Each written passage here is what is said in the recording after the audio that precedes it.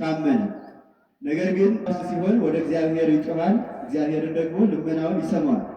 በዛ ውስጥ ካሰቃየው ስቃይ ውስጥ በእሳት ውስጥ ጨምረውት ልክ እሳት ውስጥ ከጨመሩት በኋላ እንደገና በእግሩ ላይ ምስማር አድርገው በእሳት ላይ ያን ምስማር ተጫምቶ እንዲሄድ አድርገውታል። ነገር ግን በዛ ላይ ሲሄድ ለቅዱስ ጊዮርጊስ ምንም አልነበረም። ምክንያቱም ምንድነው? ቅዱስ ጳውሎስ እንደተናገረ ለእመ እግዚአብሔር ምስሌነ መኑ ይክለነ፣ እግዚአብሔር ከእኛ ጋር ከሆነ ምን ይችለናል ብሎ እንደተናገረ በዛ በእሳቱ ላይ በላዩ ላይ ያለው በመከራ ላይ ሁሉ ሆኖ ቢሄድ ምንም ለቅዱስ ጊዮርጊስ እንደምንም ነገር ነበር። ምክንያቱም በእግዚአብሔር ሰዎች በእግዚአብሔር ሲያምኑ ከእግዚአብሔር ጋር ሲዋሃዱ የሚያገኛቸው መከራ ሁሉ እንደ ኢምንት ነገር እንደምንም ነገር ነው የሚቆጥሩት። በዛ ላይ በመስማር ተጫምቶ በእሳት ላይ ሲሄድ እግር ላይ ምስማር ሆኖ አንደኛ አንዱ መከራ ነው፣ ሁለተኛ ደግሞ በእሳት ላይ መሄድም አንዱ መከራ ነው። ሁለቱንም ተቋቁሞ በእሳት ላይ ይሄዳል። ቅዱስ ጊዮርጊስ እዚህ መከራ እንዳይገባ መከራው ሳይገባ በፊት ዶልያኖስ የተለያየ ስልጣን እንደሚሰጠው ሹመት እንደሚሾመው ለቅዱስ ጊዮርጊስ ቃል ገብቶለት ነበር። ሃይማኖቱን ከካደ ሃይማኖቱን ክዶ ለጣዖት ከሰገደ እንደሚሰጠው እንደሚሾመው በሀገሩ ላይ ሹመት እንደሚሰጠው ለቅዱስ ጊዮርጊስ ዶልያኖስ ቃል ኪዳን ገብቶለት ነበር። ቅዱስ ጊዮርጊስ ግን በእግዚአብሔር ታምኖ ለዚህ ሹመቱን ሁሉ ወደኋላ አደረገ። ምክንያቱም ሁሉ ነገር ቢሆን ከእግዚአብሔር በታች ነው እንጂ ከእግዚአብሔር በፊት የሚቀርብ ነገር አይደለም። ሹመት ቢባል መቀደም ያለበት እግዚአብሔር ነው። ከዛ በኋላ ሌላው ነገር ይከተላል። ስለዚህ ሃይማኖትን ካልሰጣለሁ ይሾማለህ ቢባል ሁሉ ነገር ትቷል። ይህ ሁሉ ግን አስተዋጽኦ ምንድነው? የቅዱስ ጊዮርጊስ ብቻ አይደለም፣ የአባትና የእናቱን አስተዋጽኦ አለ።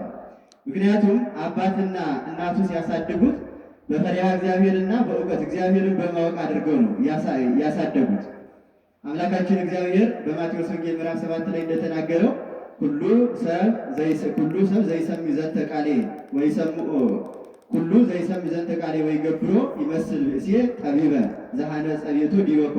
ይህን የቃሌን ሰምቶ የሚያደርገው ሰው ሁሉ ቤቱን በአለት ላይ የሰራ ሰው ይመስላል እንዳለ፣ ይህ ቅዱስ ጊዮርጊስ የተሰራ በአለት ላይ ነው።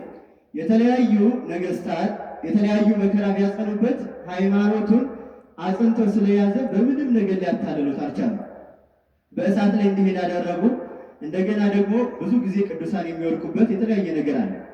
ከዛ ውስጡ ብዙ ቅዱሳን ከበቁ በኋላ ነጽሮተ እግዚአብሔርን ማየት ከደረሱ በኋላ የሚፈተኑበት በተለይ በሴት በዚህ ተወድቀው ብዙዎች በዚህ ምክንያት ብዙዎች ከሃይማኖታቸው ይወድቃሉ። ቅዱስ ጊዮርጊስንም እንደዚህ ለማድረግ ምን አደረጉ? በጣም በሀገሩ ላይ ታዋቂ የሆነች መልኳ ያማረ ብዙዎች ሰዎች ብዙ ወንዶችም የተሳሳቱባት የሆነችው ወደ ቅዱስ ጊዮርጊስ አመጣት። ታዲያ ቅዱስ ጊዮርጊስ እሱ ዘግተውበት እሷንም እዛ አስገብተዋት እንድታታልለው ከውጭ ገንዘብ ተሰጥቷት ወደ ውስጥ አስገቧት። እዛ ውስጥ ግን ስትገባ እዛ ውስጥ ገብታ ሽቷን እየተቀባች የተለያየ ነገር ስታደርግ ቅዱስ ጊዮርጊስ ግን በአንድ ቤት ሆኖ ጸሎቱን ይጸልይ ነበር። ምንም እሷን አልተመለከታት። ልቦናውን ከእግዚአብሔር ጋር አድርጎ ጸሎቱን ብቻ ወደ እግዚአብሔር አድርጎ ይጸልይ ነበር። ከዛ የሚጸልየውን ጸሎት ስታይ እሷም ወደዛ ወደ በቅዱስ ጊዮርጊስ ሃይማኖት ተማርካ እነሱ ከውጭ ይጠብቁ የነበረ በእሷ ተታሎ ሃይማኖቱን እንዲችል ከእግዚአብሔር እንዲለይ እንደዛ ነበር እነሱ የሚያስቡት። ግን እሷም በእግዚአብሔር አምና በቅዱስ ጊዮርጊስ አምላክ አምናለሁ ብላ እሷ የእግዚአብሔርን ሀለወት አስተምሯት በእግዚአብሔር አምና እሷ ሞታች።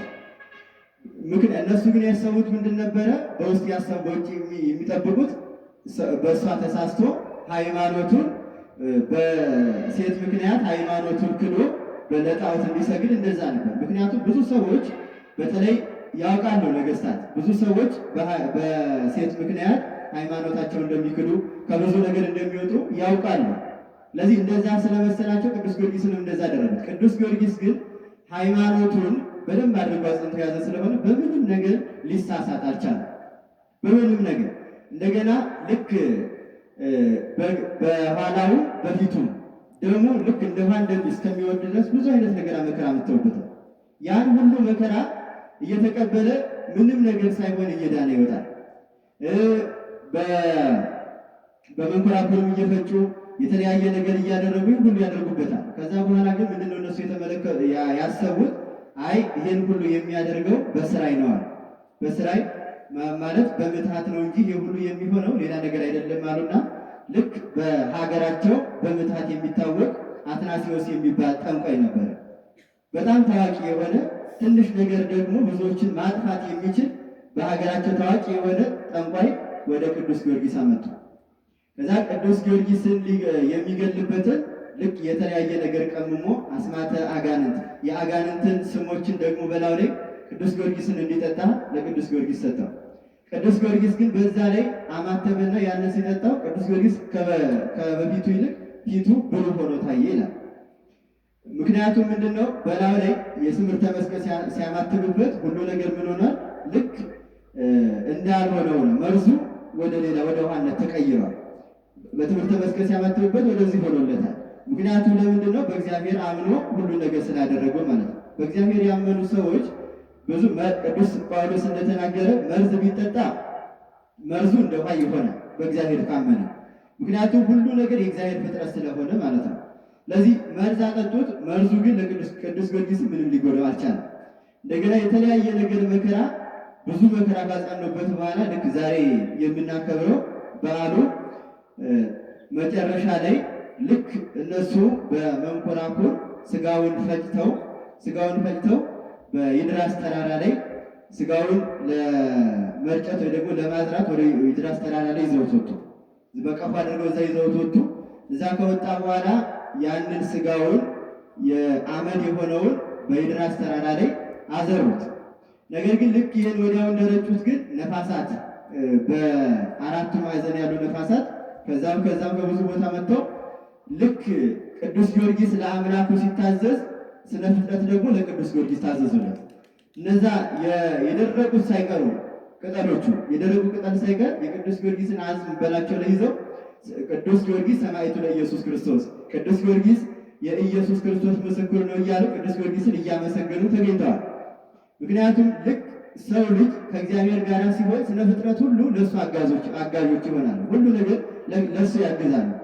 ከእግዚአብሔር ጋር ሲጣላ ደግሞ ሁሉ ነገር ጠላቶች ይሆናሉ። አሁን እዚህ ዓለም ላይ የምንፈራቸው ነገሮች ሁሉ ከእግዚአብሔር ጋር ስንጣላ ሁሉም የኛ አሳዳጆች ይሆናሉ። ከእግዚአብሔር ጋር ስንሆን ደግሞ ሁሉ የኛ ወዳጆች ይሆናሉ። በመጽሐፍ ቅዱስ ላይ እንደምንመለከተው ብዙ ጻድቃን ለምሳሌ በዚህ ዓለም እንደነ ቅዱስ ሙሴ ስትመለከቱ ሙሴ ባህሩ ለቅዱስ ሙሴ ታዛዥ ሆኖታል። ለምን ከሆነ ከእግዚአብሔር ጋር ስለሆነ ማለት ነው። ከእግዚአብሔር ጋር ሲሆን ይህ ፍጥረታት ሁሉ ያለው ለሱ ታዛዦች ይሆናሉ።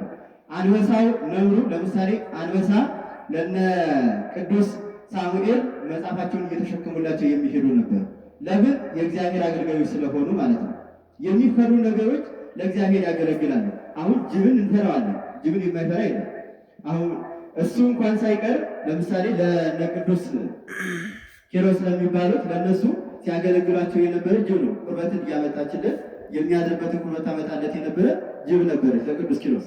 ለተለያዩ ነገር እንደነ ዳንኤልን ስታዩ ዳንኤል አንበሳ ይብላው ተብሎ ወደ አንበሳ ጉድጓድ ተጣለ።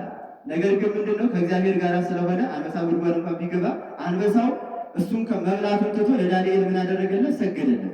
አይ ከእግዚአብሔር ጋር ስንሆን ፍጥረታቱ ሁሉ ለኛ አጋዦች ይሆናሉ። ከእግዚአብሔር ጋር ስንጣላ ደግሞ ጠላቶች ይሆናሉ። ስለዚህ ለቅዱስ ጊዮርጊስ በእግዚአብሔር ሲታመን እነዛ ስነ ፍጥረት ደግሞ ለሱ አጋዦች ሆኑ።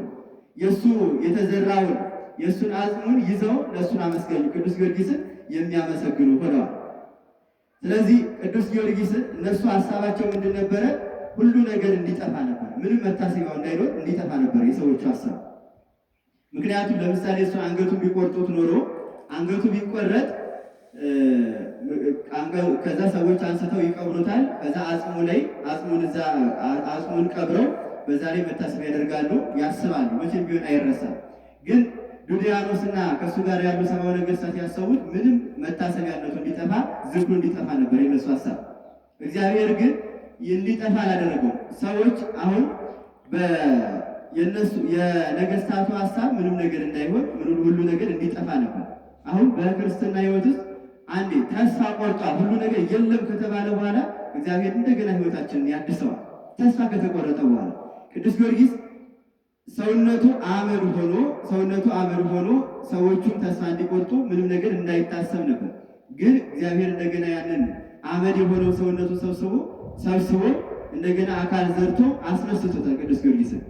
አሁን እኛ ተስፋ ከቆረጥን በኋላ ምንም ነገር የላቸውም ከተባለን በኋላ እግዚአብሔር ግን እንደገና ሕይወታችንን ያድሰዋል። ምን ስንሆን? በእግዚአብሔር ስናምን ማለት ነው። በእግዚአብሔር ጋር ሕይወታችን ከእግዚአብሔር ጋር ስንሆን ምንም ነገር ሰዎች ከዚህ በኋላ ምንም ነገር አያደርጉም ከተባለን በኋላ በእግዚአብሔር ከሆንን እግዚአብሔርን ካመንን ምንም ሕይወታችን መጨረሻ ላይ ቢሆን በእግዚአብሔር ካመንን እግዚአብሔርን ተስፋ ካደረግን በእግዚአብሔር እስከ መጨረሻ ድረስ ጸንተን ከኖርን